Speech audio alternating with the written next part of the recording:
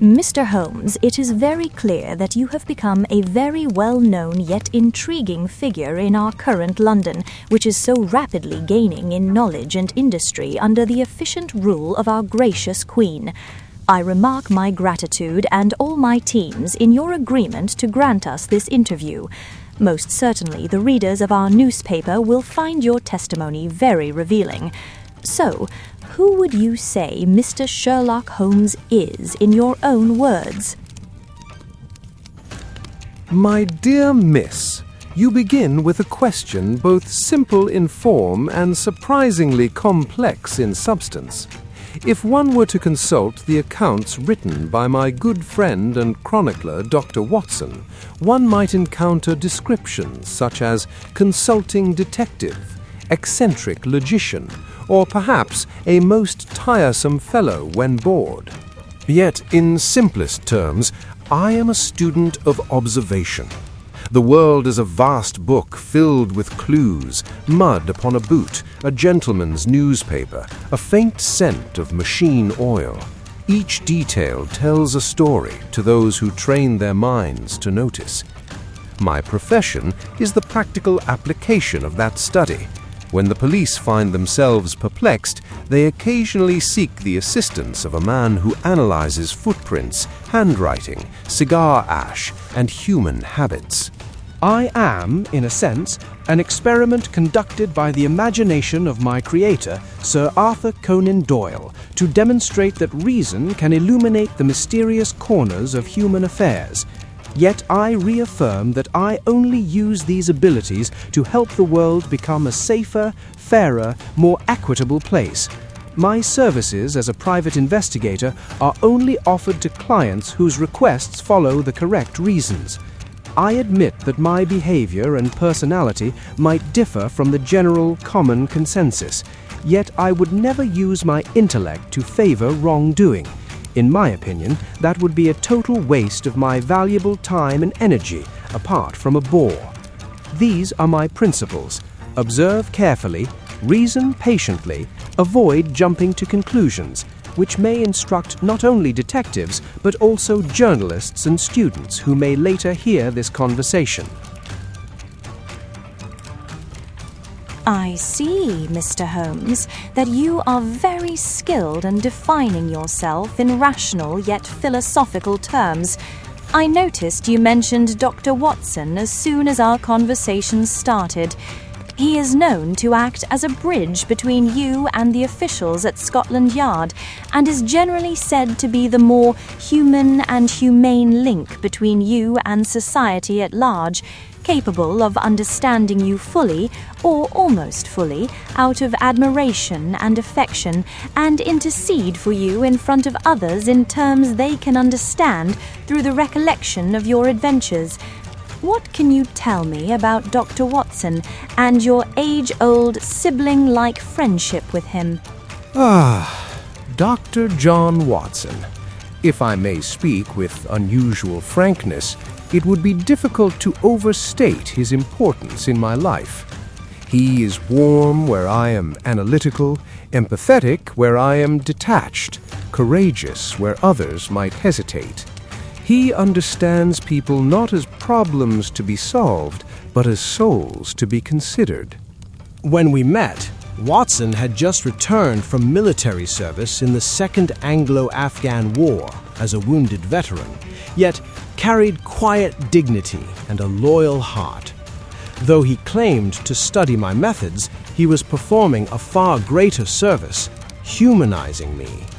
He prevents me from becoming entirely insufferable company, or at least he tries. He knows how to push me into being a better person without being invasive, patronizing, or judgmental. His loyalty and friendship are the rarest sort. I consider him a brother of the mind and spirit. It's beautiful to see someone with such intelligence that is truly mindful of the value of friendship.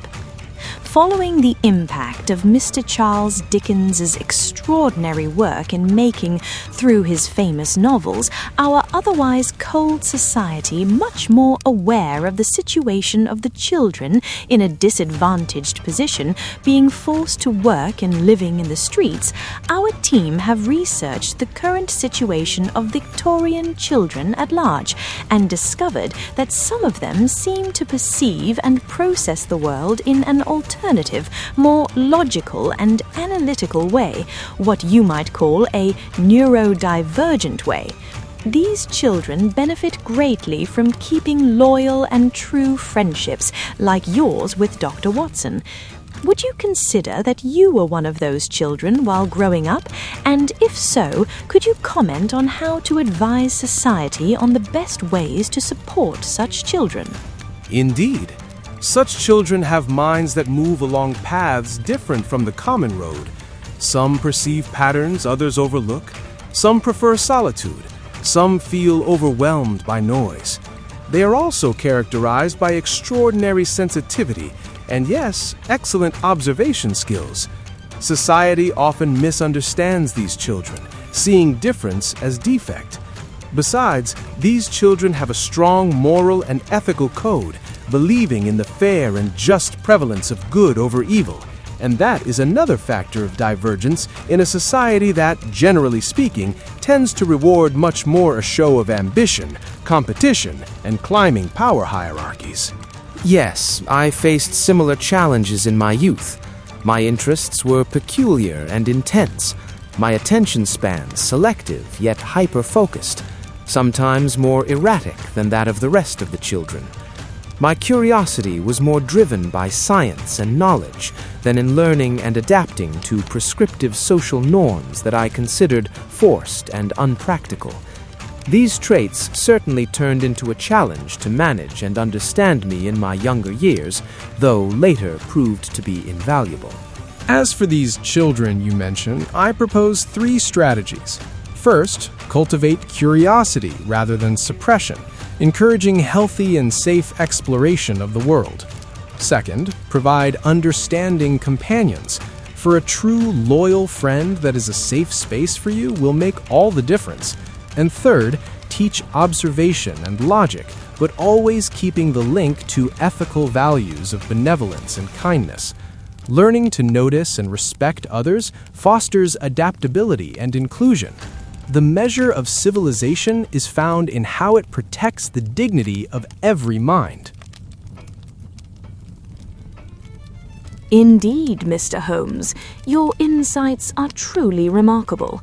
In spite of your reputation of a man of unfathomable intellect, you speak warmly of friendship and human connection. May I ask about your relational life? How does a prominent intellectual like you perceive romantic love? Have you ever experienced heartbreak? Well, that's indeed a delicate topic, Miss Mary. The public perceives me as a human artifact of logic, calculus, and structured thought, yet love, as a healthy emotion, is extraordinary. I maintain distance, though, because passion so easily clouds judgment, and my affections are far more oriented to the neutral admiration of more intellectual human qualities anyway.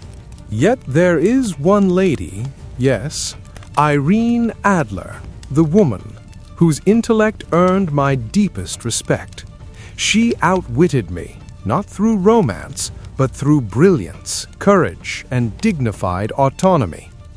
My case involving her was truly instructive, and it left a deep and very fond impression on my more emotional core.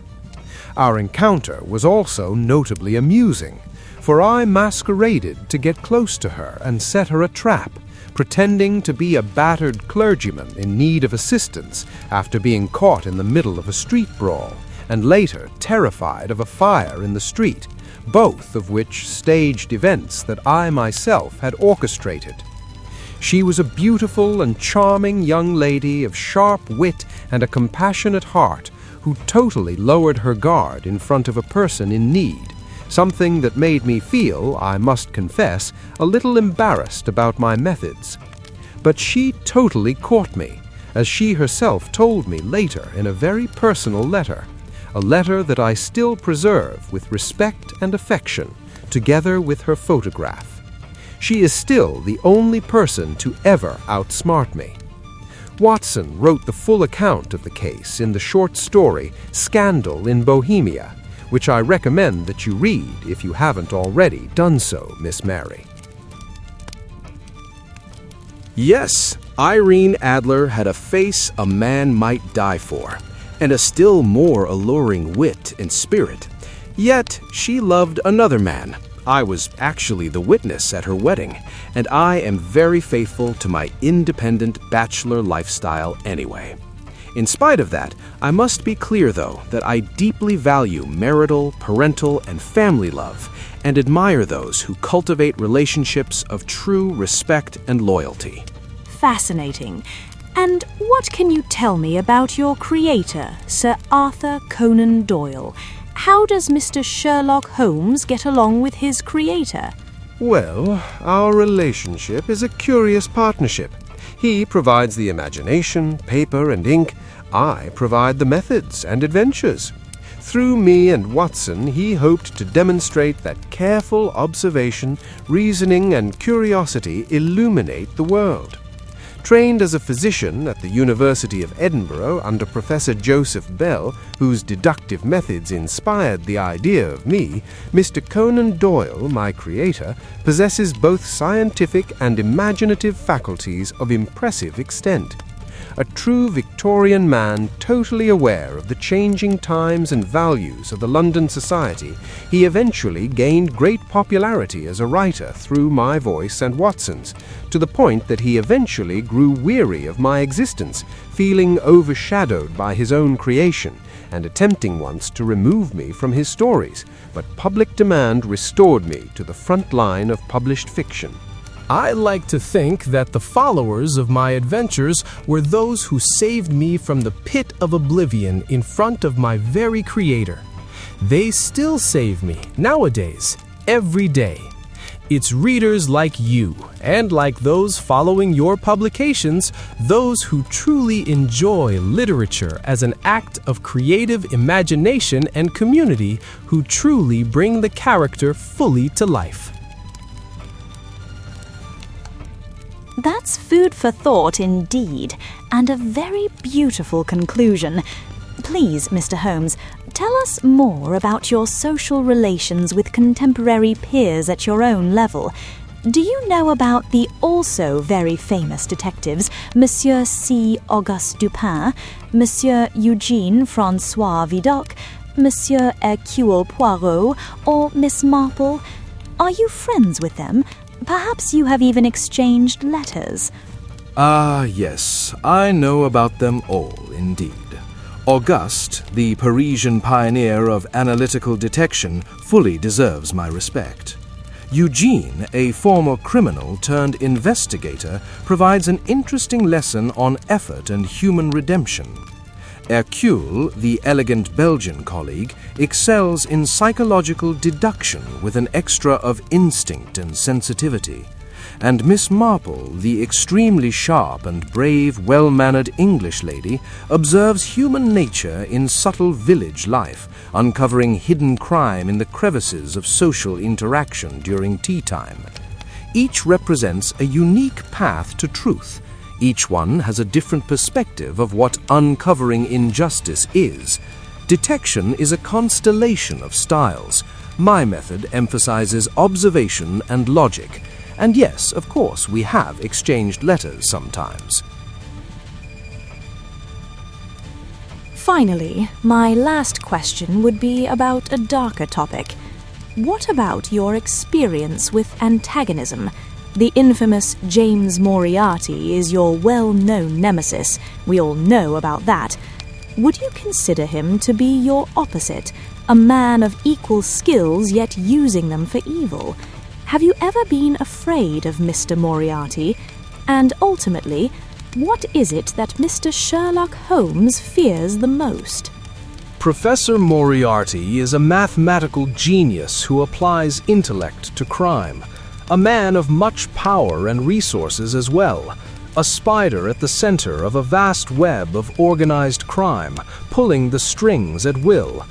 Yet, like any person who chooses hate and evil, ultimately he is but a spineless human being. Do I fear him? Respect, yes. Fear, in the sense of being paralyzed when I have had my encounters with him, no. He simply represents identity built upon destruction, a path that so many people have unfortunately taken since the beginning of time. Some people find their pleasure and their purpose in doing things right. Others, on the opposite end, choose to experience wrongness. But my true fear is not James Moriarty, nor any individual person that I might think of. It's mass intellectual complacency. It's a society that ceases to question, observe, or think critically. A society without goals, without hope, without willpower. A society stripped of any quality that makes us human, including the use of our own brains to take good, constructive decisions, and face with sense and bravery any challenges and difficulties. So yes, that's what I, Sherlock Holmes, fear the most in life, dehumanization. And that is why I think that healthy and well-guided curiosity in journalists, teachers, and students, and ultimately in any individual, is vital. That was indeed an impressive insight. Thank you so much, Mr. Holmes. This interview has been an absolute pleasure. The pleasure is entirely mine. Your curiosity, courage, and attentiveness mark a mind destined for great observation. Words, when chosen carefully, plant seeds that blossom for generations. Now, perhaps we may enjoy a quiet moment while I invite you to a nice cup of Earl Grey tea with some biscuits by this cozy fireplace, the most restorative conclusion to any interview. I would absolutely love that, Mr. Holmes. Thank you for your attentive hospitality.